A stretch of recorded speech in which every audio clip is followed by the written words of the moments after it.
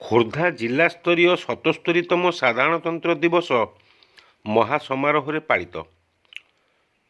ରାଜ୍ୟ ସରକାରଙ୍କ ସୂଚନା ଓ ଲୋକସମ୍ପର୍କ ବିଭାଗ ଏବଂ ଜିଲ୍ଲା ପ୍ରଶାସନ ମିଳିତ ଆନୁକୂଲ୍ୟରେ ଜିଲ୍ଲାସ୍ତରୀୟ 77ତମ ସାଧାରଣତନ୍ତ୍ର ଦିବସ ମହାସମାରୋହରେ ପାଳିତ ହୋଇଯାଇଛି। ଏହି ଉପଲକ୍ଷେ ଓଡ଼ିଶାର ମାନ୍ୟବର ଉପମୁଖ୍ୟମନ୍ତ୍ରୀ, ମହିଳା ଓ ଶିଶୁ ବିକାଶ ମିଶନ ଶକ୍ତି ଓ ପର୍ଯ୍ୟଟନ ବିଭାଗ ମନ୍ତ୍ରୀ ଶ୍ରୀମତୀ ପ୍ରଭାତୀ ପରିଡ଼ା ମୁଖ୍ୟ ଅତିଥି ଭାବେ ଯୋଗଦେଇ ଖୋର୍ଦ୍ଧା ସଦର ମହକୁମା ବିଜେପି ଉଚ୍ଚ ବିଦ୍ୟାଳୟ ଖେଳ ପଡ଼ିଆରେ ଜିଲ୍ଲାସ୍ତରୀୟ ମୁଖ୍ୟ ଉତ୍ସବରେ ଜାତୀୟ ପତାକା ଉତ୍ତୋଳନ କରି ସମ୍ମିଳିତ ପ୍ୟାରେଡରେ ଅଭିବାଦନ ଗ୍ରହଣ କରିଥିଲେ। ନିଜ ଅଭିଭାଷଣରେ ଉପମୁଖ୍ୟମନ୍ତ୍ରୀ ଖୋର୍ଦ୍ଧା ମାଟିକୁ ପ୍ରଣାମ ଜଣାଇବା ସହ ଖୋର୍ଦ୍ଧା ବୀରଙ୍କର ମାଟି, ଶହୀଦଙ୍କର ମାଟି ବୋଲି ମତ ପ୍ରକାଶ କରିଥିଲେ। ଏହି ମାଟିରେ ଭାରତବର୍ଷର ପ୍ରଥମ ସଂଗଠିତ ମୁକ୍ତି ସଂଗ୍ରାମ ପାଇକ ବିଦ୍ରୋହ ଆରମ୍ଭ ହୋଇଥିଲା।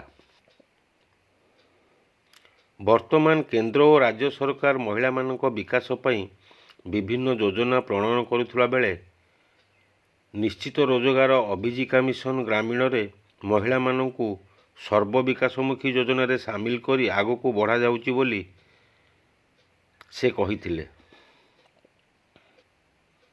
ଏହି ଅବସରରେ ଜିଲ୍ଲାସ୍ତରୀୟ ବିଭିନ୍ନ କୃତି ପ୍ରତିଯୋଗୀମାନଙ୍କୁ ଟ୍ରଫି ଓ ମାନପତ୍ର ପ୍ରଦାନ କରାଯାଇଥିଲା।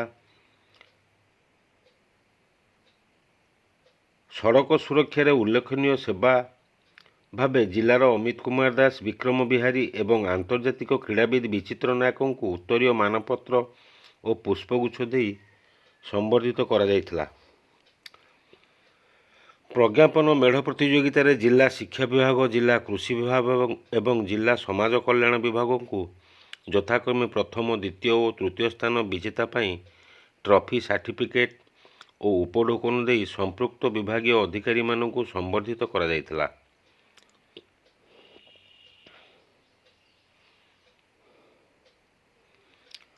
ପରେ ମୁଖ୍ୟ ଅତିଥି ଶ୍ରୀମତୀ ପରିଡ଼ା ଜିଲ୍ଲା ସମାଜ କଲ୍ୟାଣ ବିଭାଗ ପକ୍ଷରୁ ଏକ ସାଇକେଲ ରାଲିକୁ ପତାକା ଦେଖାଇ ଶୁଭାରମ୍ଭ କରିଥିଲେ। ଏହାପରେ ଜେଲରେ ଓ ଜିଲ୍ଲା ମୁଖ୍ୟ ଚିକିତ୍ସାଳୟରେ ଗୋପବନ୍ଧୁଙ୍କ ପ୍ରତିମୂର୍ତ୍ତିରେ ମାଲ୍ୟାର୍ପଣ କରାଯିବା ସହ ଅନ୍ତେବାସୀଙ୍କୁ ଫଳ ବଣ୍ଟନ କରି ମହିଳାମାନଙ୍କ ସହ ବିଭିନ୍ନ ବିଷୟରେ ଆଲୋଚନା କରିଥିଲେ।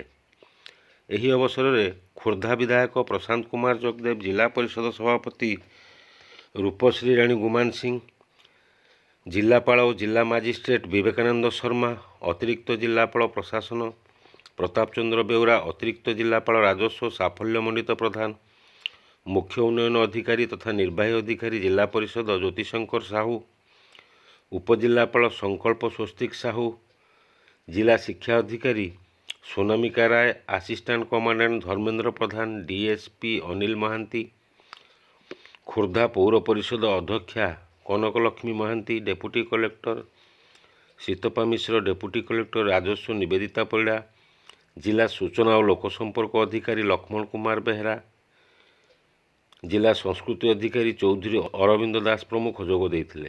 ଏହି କାର୍ଯ୍ୟକ୍ରମରେ ସହରର ବହୁ ମାନ୍ୟଗଣ୍ୟ ବ୍ୟକ୍ତି, ବୁଦ୍ଧିଜୀବୀ, ଜନପ୍ରତିନିଧି, ଗଣମାଧ୍ୟମ ପ୍ରତିନିଧି ଓ ସାଧାରଣ ଜନତା ଯୋଗ ଦେଇଥିଲେ।